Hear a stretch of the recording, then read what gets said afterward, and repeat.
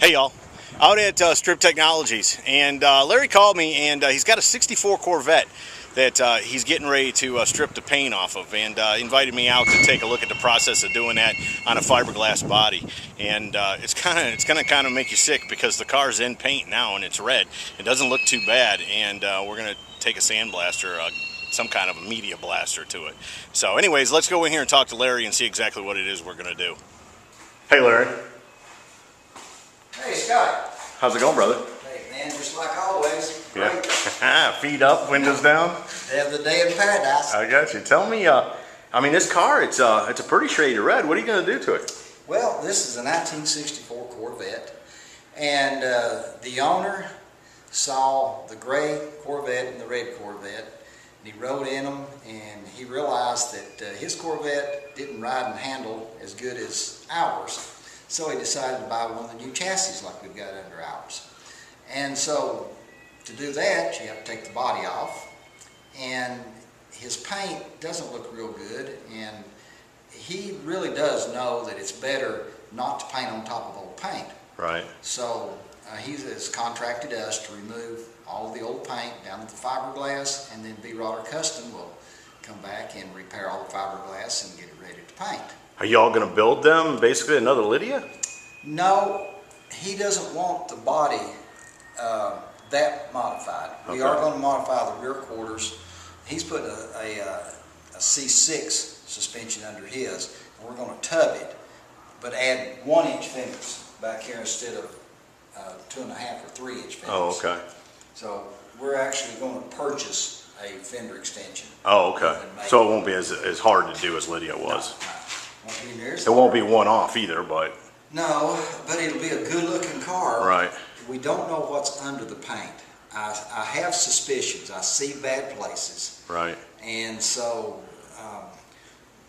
this is one of the cars that I'll probably have to give him a crying towel when we're through. Right. And you think it's been wrecked before, or it's just original body lines where it's been... It's not been wrecked. Someone has cut the fender flares off of it. Oh, okay. And the front ones have been repaired, and I'm not sure you could see it, but in the sunlight, you can see a section that's cracked. I can see a section there. Yeah, okay. I can see the crack right there. And we think someone had wide flares and they took them off and okay. Tried to patch it. So the best way to fix this is start from ground zero. Clean fiberglass. And what kind of media are you going to use to take this paint off? We will be using plastic today. Plastic. That is, here, I'll show you some. Is there a cut or a number to it? Or how do you, it comes in different levels, I would think, like sandpaper. It comes in different levels. Ours is a type 5. Okay. That's a type of plastic. Okay. And a 12 is the size. Okay. Now this stuff looks like sand, doesn't it? It sure does look like sand. Let me feel it. However, it feels like sand too. It feels like sand. Sticks to you like sand. But sand is there's a hardness scale called a Mohs scale. Right. 1 to 10. Right. 10 being the hardest, which is diamonds. Steel is 5. Fiberglass is going to be somewhere around 3.5. 3.8 in hardness. Well, that's better than I thought. That's not that far behind steel, is it? No, it's pretty tough. Yeah. Now, our plastic is 3.5. Okay. So therefore, we're able to remove the paint and should not damage the raw fiberglass very minimally. I gotcha. Because it's not much harder or not quite as hard as the fiberglass itself. So as long as you use a lower number under the product you're taking it off, even if it's by 1 or 2, because that doesn't seem like a big difference. It shouldn't damage it. Should not damage it. Okay. Now, a lot of it has to do with technique. Right. Pressure, angle, things of this nature.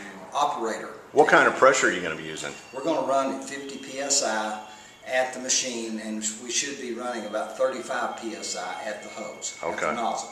Our nozzles are a lot larger than a sandblaster too. That's like a gas pump. Yes. Yeah. Yes, you see that? Yeah. Usually a sandblast nozzle is about the size of my little finger. It's like an air thing. Yeah. And this one happens to be tungsten carbide. Right.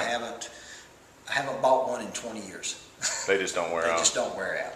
That is correct. So yeah, today we're going to take the paint off, and then we'll let you all see exactly what could be hiding under your paint job. Right. I wonder how old this paint job is. I'm going to guess right at between 8 to 10 years. Yeah. Got some age on it. Right. It's held up fair. Huh. I'm not sure if that's orange peel in the paint or if it's the fiberglass isn't smooth up underneath it. Which one do you think? I think it's orange peel. Yeah. There's also a combination of printing. Printing is the fiberglass repair that's under it. Okay. And it comes through with age. You could actually sand this paint and buff it and it'd look better. Okay. But it doesn't take away from the fact that it has cracks. Right. It's got. Yeah, there's a lot of work to be done once the paint comes off. So what color are you going back, do you know? Don't know yet. Cool. You got the wheels for it yet? No, sir. Not yet. Kind of getting ahead of herself then. Yeah, B-Rod. No, not really. Because what I told him, the reason it's here now is because before he pulls this off of this frame and puts it on his other one, we need to make sure this car doesn't break. Oh. Take it off. You don't want things moving. I got you. You know, you want to know what's under it and then repair it before Right. you remove it. That's right. Yeah, I got you. Because there may be something just ready to, just like old Burchett's car when he brought it to you, come off the trailer and broke in half. It might, same thing may happen to this. Because you don't see you see some spots, but then when you go to lift the body off of it, then you got those seams or whatever that crack apart. I sure can understand that. Well, you don't know what may have been hidden. Right. You can hide a bad repair. Right. It's very easy to hide a bad repair. So that's why I'm in the stripping business. 20 years ago I started this because there was no one doing what I do. Right. And I had a lot of damaged vehicles come back to me. So Right. we started our own, and I got you. here we are. All right, cool. Well, we'll have to get suited up, folks, to do this. So let us get suited up, and we're going to take a media blaster to this car. I think it's kind of cool, but as a hot rodder, you know what I'm saying? You see one that's shiny like this all in paint, it's kind of going to be like, holy smokes. So you're vandalizing a Corvette. But anyways, it should be pretty cool. We'll be back in a minute.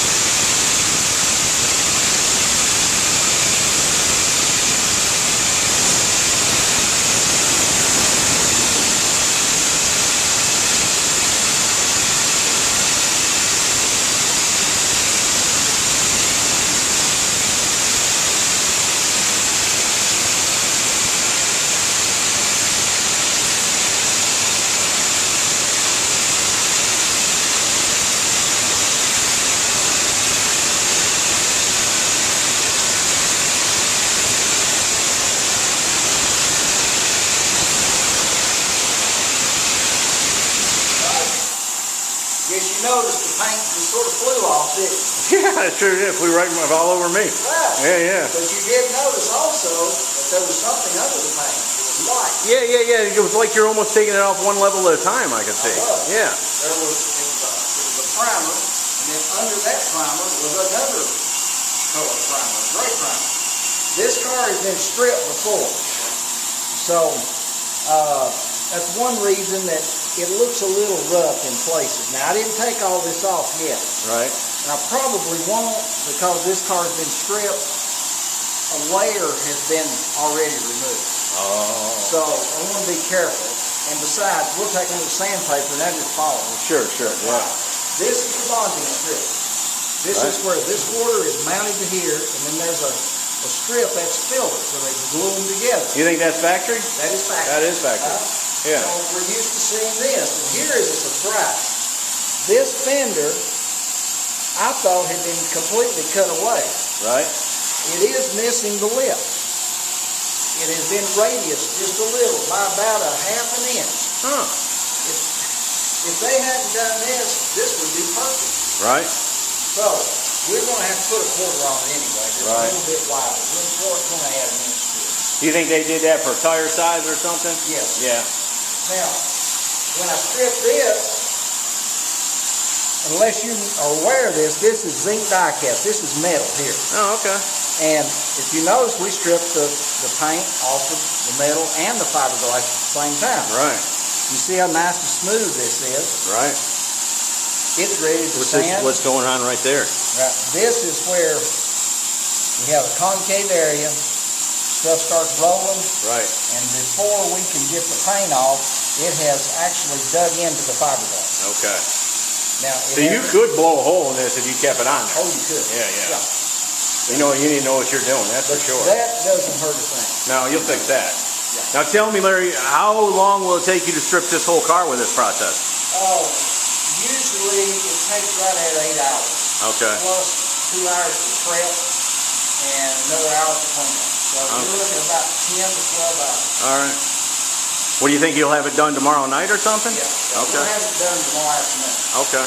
Well, then what I'm going to do, if you don't mind, is I'll come back tomorrow afternoon when you get it completely stripped and we can look over the whole car that way. Sounds great. That'd be good? Yep. All right, folks, there you go. We're going to leave for now, but I'll come back tomorrow. So I want to see this thing all the way stripped down. And we'll talk to Larry about some of the issues he's ran into with it and what he's going to do to fix it. And then B-Rod's going to put the car together, so on the other side we'll be able to see it when it's done. Right. That'll be very cool. Well, all right, we'll see you tomorrow then, Larry. Bye. See y'all. Well, Larry, you got all the paint off of it. Yes, we did. What do you think of what's up underneath? I think it looks a sight better than it could have looked. Really? Yes, sir. We've seen them sometimes where we have to replace panels, such as this right here. We found that we're going to have to replace this piece. Now, oddly enough, somewhere in the past, somebody has put a third tail light in. I was getting ready to say, do you think they plugged one or put one in? They have Done both. This one would not have came with a third tail light. The factory built just a handful of them. They were sent to California. This is not one of them. Someone else put one in, just like we put one in Lydia. Right. So we're going to replace this whole rear panel. Okay. And you see how it's really rough down in here? Yeah, this has been repaired. So it's already been hit, ready. Oh, okay. Now, we walk around this way. The quarters look pretty good because we're going to put an LS6 suspension under this car. Right. And an LS9 engine. We're going to put bigger wheels. So we're going to put a set of quarters on this and make them a little bit wider. Okay. So the good part you're going to change anyhow. Yes, I'm going to change it. Yeah, the best part will change. The best part you're going to get into anyhow. Right here, this is the best part. All of this is good. None of this needs any work at all. Now, we have a... What about like right here? Oh, we'll just sand that. That's nothing. That's someone has already repaired a small crack. Right. We'll repair the crack. Now, we have a strange thing. It's one nice thing about removing the paint is we're going to uncover previous damage, and sometimes it's kind of like a treasure hunt. Right. What is under here? Right. Well, we've noticed that this door has been changed. Right. And how I know is this fiberglass, number one, is a different color than this fiberglass. Sure is. Secondly, this door has got a seam, and the only car that ever came with this seam, this body style, seams up here too, was a 63. Huh. So this door has been switched out. So a 64 and a 63 door is the same shape. Same shape. Built different though. Right. Built different. back then they were getting this fiberglass figured out pretty quickly, I'm guessing. I would think they would. So they were even using a different product, not even just a different method, but obviously we got two different products here too. Yeah. This car has been hit on this side, up high, not low.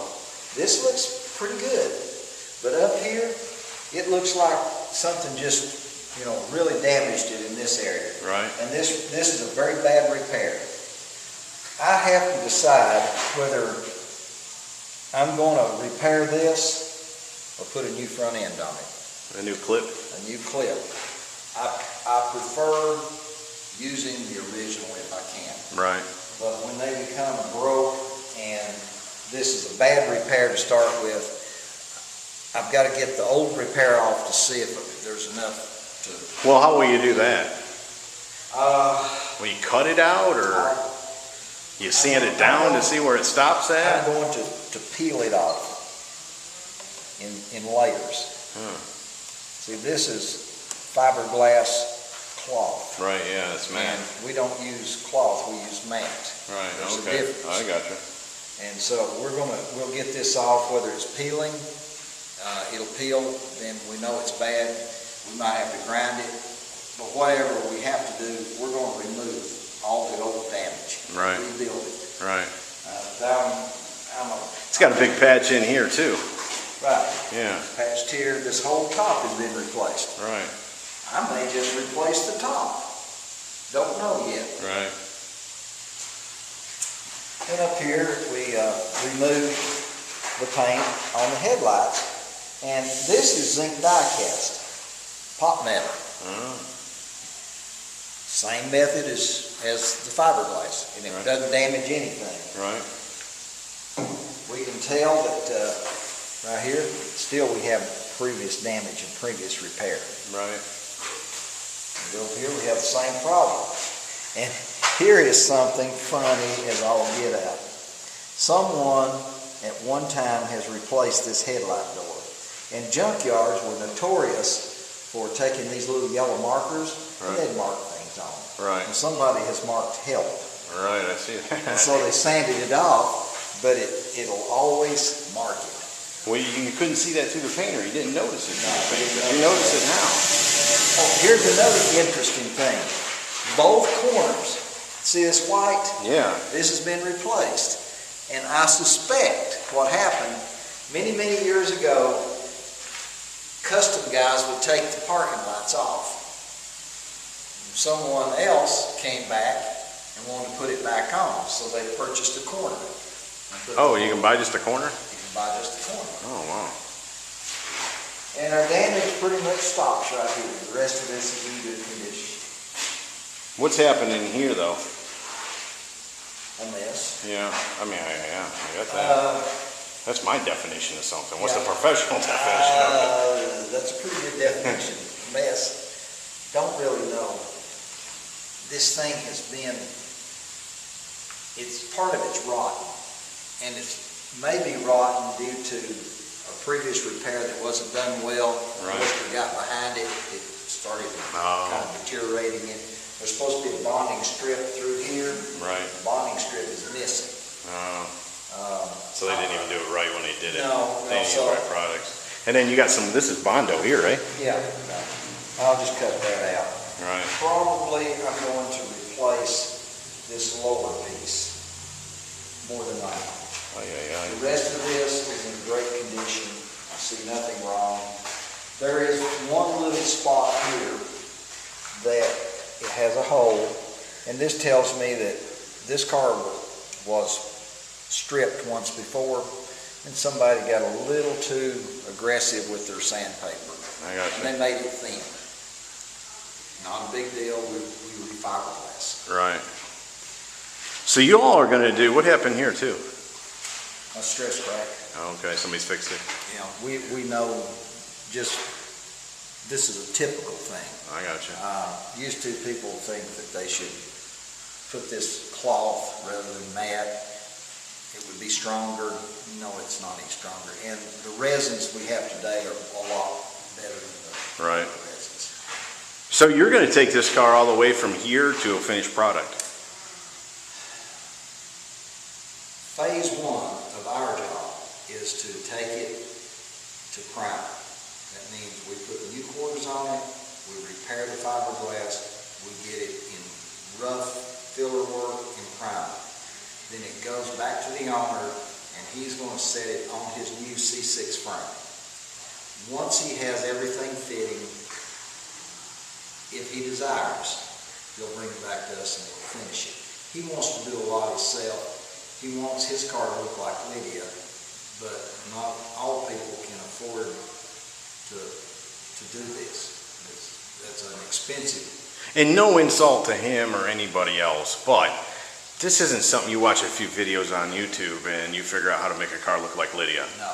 So this is something you do every day for a living, and 15 years down the road you make them look like Lydia. Because if not, what you get is this kind of stuff here, where somebody thought this is good enough, this will fix it, and it doesn't. He was here today with his father, and his father's got a 65 that his dad did over a period of years. And he was real quick to point to his son. He said, "Son, there's a lot of hours went in Lydia, which I'm driving today." Right. And so they were looking at that. "I want mine to look like that." He said, "You better let Larry do it." Yeah. Yeah. I mean, because it's a skill. This is a skilled trade. It's not, like I said, you ain't gonna read this in a book or watch a few videos on YouTube and go out there and make it look right. No, I've got 38 years of experience, and I was building Corvettes at the first year that I was working on them. So right. I've got a lot of experience.